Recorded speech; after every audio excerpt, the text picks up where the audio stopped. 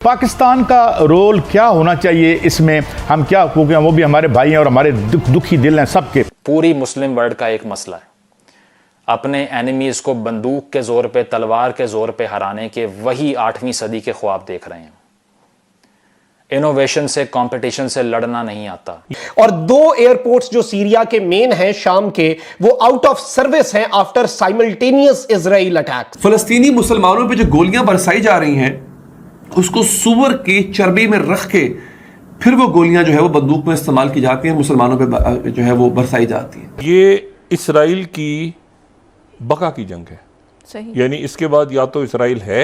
Egypt ने अपना border बंद कर दिया, उन्होंने कहा कि हम में ये लोग नहीं चाहेंगे, हम नहीं इनको घुसने देंगे। क्यों नहीं घुसने देंगे? इन्होंने जो जॉर्डन में किया था। इसराइल ने दमिश्क के एयरपोर्ट को मिसाइलों से उड़ाया है।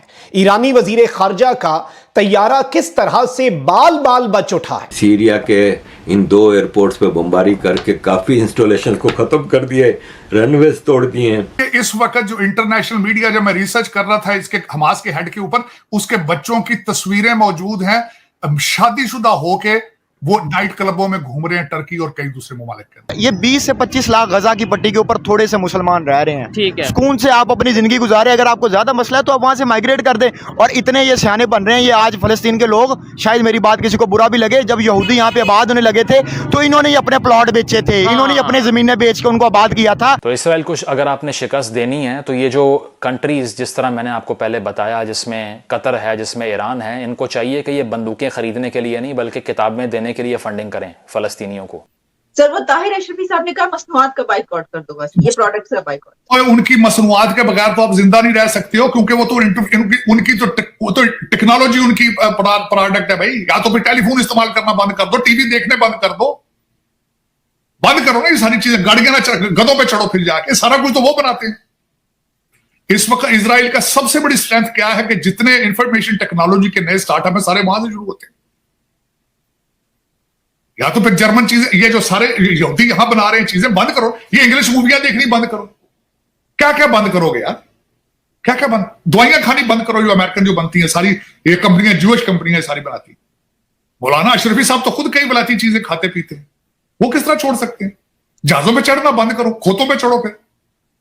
लेकिन उसमें जो सबसे बड़ी बात आलिया, मेरा ये जो मुझे सबसे ज्यादा फिक्र है, क्योंकि फलस्तीनी तो चैलेंज। अच्छा, मैं फलस्तीन की तरफ बोलना चाहूंगा। पनामा लीग की जिसकी वजह से आपने नवाज शरीफ साहब को निकाला था यहां से, उसी पनामा लीग के अंदर हमास के हेड के बच्चों की करप्शन की स्टोरियां भी मौजूद है। आज मेरी इंफॉर्मेशन नहीं है, जरा गूगल पे जाके देखें हमास के हेड के बारे में। उसके बच्चों की सिटीजनशिप टर्किश है, और टर्किश और हमास के अंदर उसकी सारी कमर्शियल रियल स्टेट है। खुद बंदे की रिहाइश टर्की में है और उसकी रिहाइश जो है दोहा में है, कतर में। और उनके बच्चों का लेविश लाइफस्टाइल देखें, और उसके बारे में, उसके बच्चों के बारे में यह है कि मैरिड है, नाइट क्लब में जाके दूसरी खवातीन के साथ तस्वीरें हैं उनकी, और ड्रिंकिंग शराब पीते हैं। ये मैं कह नहीं रहा हूं, ये सऊदी इंटेलिजेंस और सऊदी मीडिया की रिपोर्ट है। और करप्शन, अब मैं आगे बताना चाहता हूं, ये तो कुछ भी नहीं है। अगर ये जो आपके लौंडे लपाड़ों को तो खैर पाकिस्तान की हिस्ट्री का नहीं पता कि पाकिस्तान में क्या हो रहा है, या इनको तो मजे की, मैंने बताया ना आपको, इनको तो इंग्लिश में 2 लफ्ज नहीं आते। रिसर्च किस तरह गूगल से करेंगे? इनको ये नहीं पता कि जॉर्डन ने उनका कैंप बनाया था फलस्तीन का, तो इन्होंने जॉर्डन के किंग के ऊपर अटैक कर दिया था, जिसमें आपके ज़ियाउल हक साहब और दूसरे इन्वॉल्व होकर जाके ऊपर उन्होंने हथियारों के साथ मारा था। अब नाज़रीन किराम, इस वक्त जो लेटेस्ट डेवलपमेंट्स हैं, मैं आपको यह बताऊं कि शामी दारुल हुकूमत दमिश्क के एयरपोर्ट पर इसराइली फौज ने बमबारी की है। अरब मीडिया के मुताबिक इसराइली फजाइया ने शामी दारुल हुकूमत दमिश्क समेत हलब के एयरपोर्ट पर भी बमबारी की। दमिश्क के हवाई अड्डे पर इसराइली बमबारी के बाद एयरपोर्ट से धुएं के बादल उठते देखे गए। इसराइली बमबारी की वजह से हवाई अड्डों के रनवे को नुकसान पहुंचने की इत्तलात है। रिपोर्ट के मुताबिक दमिश्क पर बमबारी और ईरानी वजीर खारजा हुसैन अमीर अब्दुल्लेहान के मुमकिना दौरे से कुछ देर कबल की गई, यानी कि इन्हें पता था कि दमिश्क में ईरान के वजीर खारजा आ रहे हैं और उनका जहाज जो है वो यहां पर लैंड करना है, उनका दौरा यहां पर एक्सपेक्टेड था। और उससे कुछ देर पहले ही एयरपोर्ट की रनवे उड़ाई गई, एयरपोर्ट के ऊपर बमबारी कर दी गई। अरब मीडिया का कहना है कि शामी फौज की जानिब से भी इसराइली तैयारों पर तैयारा शिकन मिसाइल से जवाबी हमले किए गए। और इस सब के अंदर मैं आपको यह बता दूं कि गुज़श्ता रोज इसराइली फौज ने दावा किया था कि शाम की जानिब से इसराइल पर रॉकेट हमले किए गए हैं। फ़लस्तीनी बच्चों के मुस्तकबिल के ख़िलाफ़ जितना इसराइल है उतना ही हमास है, क्योंकि वो किताब छीन के बंदूक पकड़ाता है। मैं ये नहीं कह रहा कि वायलेशंस उस तरफ से नहीं होती, जितनी भी वायलेशंस होती हैं उसका आंसर जो है वो सिर्फ़ और सिर्फ साइंस और तालीम और तरक्की के मैदान में देना पड़ेगा।